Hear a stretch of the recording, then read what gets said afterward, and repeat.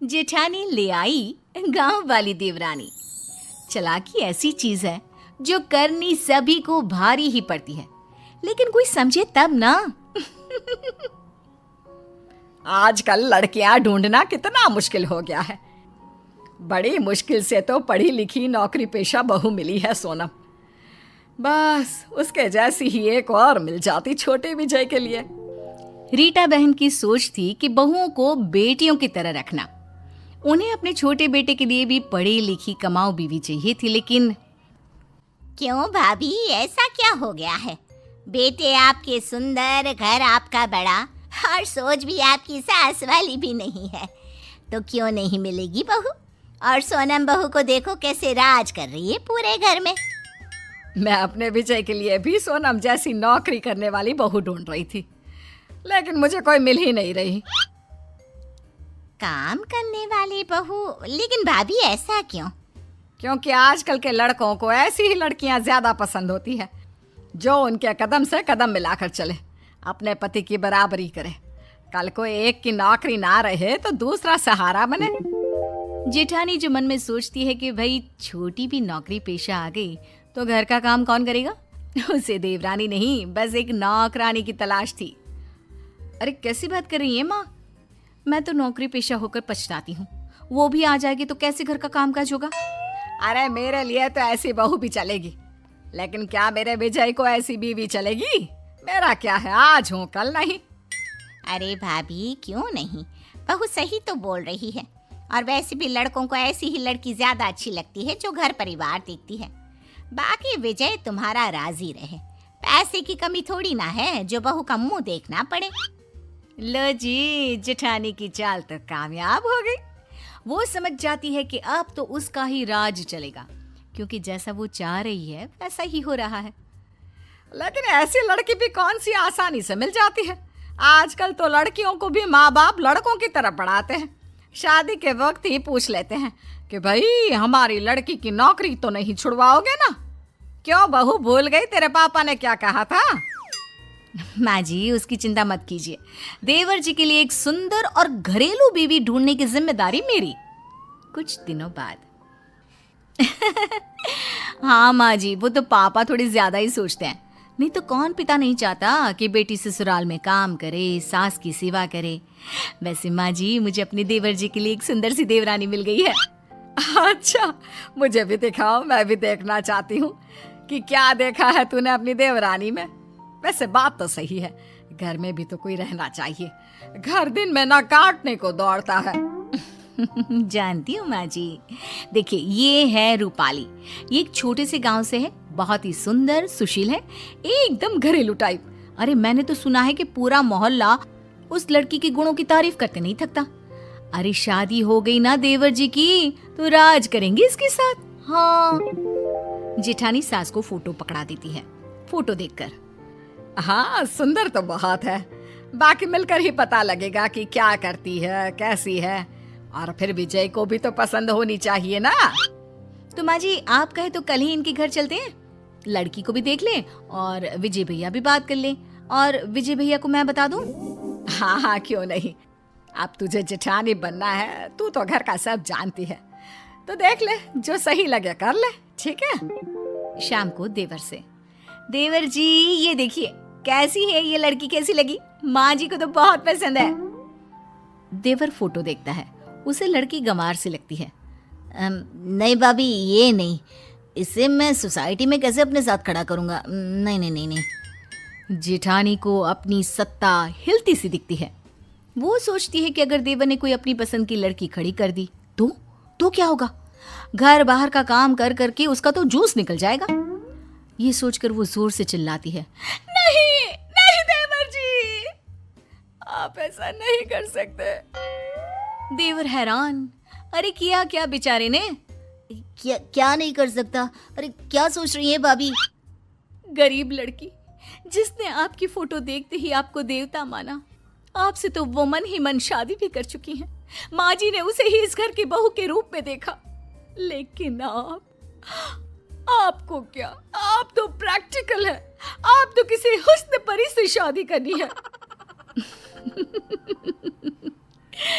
देवर भाभी की इमोशनल ड्रामे का शिकार हो जाता है और मान जाता है शादी के लिए। ऐसे ही सब लड़की से मिलने जाते हैं और लड़की पसंद आने पर जेठानी देवर और देवरानी की शादी करवा देती है। शादी के कुछ दिनों बाद एक नंबर की गंवार। अब देखो रूपाली, मुझे जॉब के लिए देर हो रही है। एक काम कर दो, मेरा कल पहनने के लिए कुछ भी नहीं है मेरे पास। आज से ना मेरे पहनने वाले सारे कपड़े तुम धो दिया करना, ठीक है? देवरानी जो जेठानी के सारे हुक्म किसी आका की तरह माना करती, वहीं जेठानी भी अपने गेम को खुल कर खेल रही थी। शाम को, अरे बहू, मेरे लिए जरा एक कप चाय बना कर लाना। रूपाली, माँ जी को एक कप चाय बना कर दे दो। लेकिन भाभी मैं तो। प्लीज रूपाली, मैं एक बहुत इंपॉर्टेंट काम कर रही हूँ, उसे बीच में छोड़कर नहीं जा सकती। जी ठीक है। अच्छा हुआ मैं अपने लिए एक घरेलू देवरानी ढूंढ कर लाई। अब मेरा काम बहुत आसान हो गया है। मुझे बस जॉब का काम करना पड़ता है, क्योंकि घर के काम तो प्यारी प्यारी देवरानी संभाल लेती है। वाह जी वाह, कितनी समझदार हूँ मैं। लेकिन दिन एक से नहीं होते। जो नया होता है वो एक दिन पुराना हो जाता है और वो रंग सामने आता है जो उसका असली रंग होता है। और फिर, रूपाली, जरा मेरा फोन पास करना। और वो फोन में चार्जिंग नहीं होगा, मेरे बैग में चार्जर रख देना। और हाँ,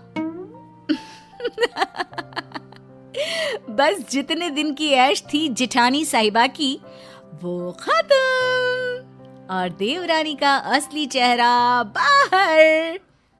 क्यों दीदी, आप क्या कर रही हो? बैठी ही तो हो। और दीदी, ये छोटे मोटे काम ना खुद कर लिया करो। वैसे भी ऑफिस में भी तो काम करती होगी ना, हैं? हाय रे, ये क्या? सत्ता तो अभी तो बनी थी, आक्रमण हो गया और पूरा ख्वाबों का किला धुस। ओए सुन, ज्यादा बोलने की जरूरत नहीं है, गंवार कहीं की। मैं ना होती तो किसी गांव के घर में चूल्हा फूंक रही होती। ओए होए, ये मुंह और मुख की दाल। मैं कहाँ बैठी होती ये आपको ज्यादा पता है।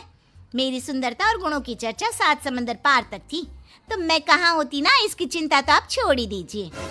अगले दिन, अरे माँ, ये देवरानी साहिबा कहाँ है? उठी नहीं है क्या अभी तक?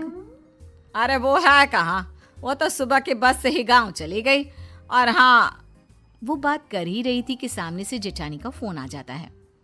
सुनिए दीदी, मैं ना कुछ दिनों के लिए अपने मायके जा रही हूँ। मेरी बस का टाइम हो गया है, इसलिए मैं कपड़े और बर्तन धो कर नहीं गई हूँ।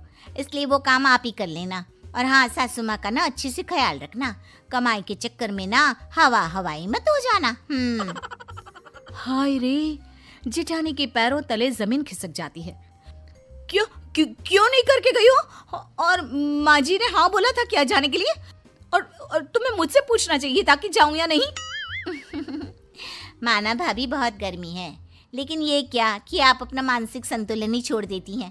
अरे बकवास करने की भी हद होती है भाभी। अच्छा, तो तुम वापस आओ, काम पूरा करो और फिर जहां जाना है जाओ। सास सब सुन रही थी। वो समझ जाती है कि जेठानी ने किस मकसद से देवरानी की शादी इस घर में करवाई है। फिर एक रोज जब देवरानी वापस आती है तो, माँ जी, मेरे ना होने पर लग रहा है कि नाश्ता खाना आपने सब छोड़ दिया था। कैसी पतली हो गई है इतने दिनों में। अरे कौन देगा मुझे खाना, वो तो नौकरी करती है। तू भी किसके भरोसे छोड़कर चली गई मुझे? अरे क्या करती माँ जी, माँ की तबीयत खराब थी ना तो गई थी, वरना नहीं जाती। वैसे भी ना माँ जी, भाभी को भी अब थोड़ा काम करना चाहिए। हम कौन सा उनके पैसे रखते हैं, अरे घर उनका भी तो है ना। ये बोलकर गांव से सफर करके जो लड़की आई, वो तुरंत सास को खाना देने के लिए किचन में घुस गई। तभी जेठानी, अरे आ गई हो तो चाय भी बना दो, और हाँ, खाना थोड़ा जल्दी कर दो, मैं पैक करके भी ले जाऊंगी। सास को गुस्सा आता है। देख बड़ी बहू, तुम दोनों ही मेरी बहुएं हो, छोटी ही काम करती रहे ये ठीक नहीं। अरे तो मैं क्या करूं, मैं कमाती हूँ, मैं घर का काम नहीं कर सकती? ये इस गंवार से करवाओ, वैसे भी घर के काम तो छोटे लोग ही करते हैं। तभी देवरानी आ जाती है। माँ जी, आप ना परेशान ना हो, मैंने शाम के खाने के लिए एक छुट्टी लोग जैसी नौकरानी रख ली है। सुबह का मैं बनाऊंगी और रात का या तो भाभी या तो वो नौकरानी। और नौकरानी के पैसे तो भाभी ही देंगी ना, क्योंकि वो कमाती जो है। सास को बहू का आइडिया तो अच्छा लगता है, लेकिन जेठानी वो अब शाम का खाना बनाती है, क्योंकि पैसे वो भी औरतों की पर्स से निकले। अरे ना जी ना।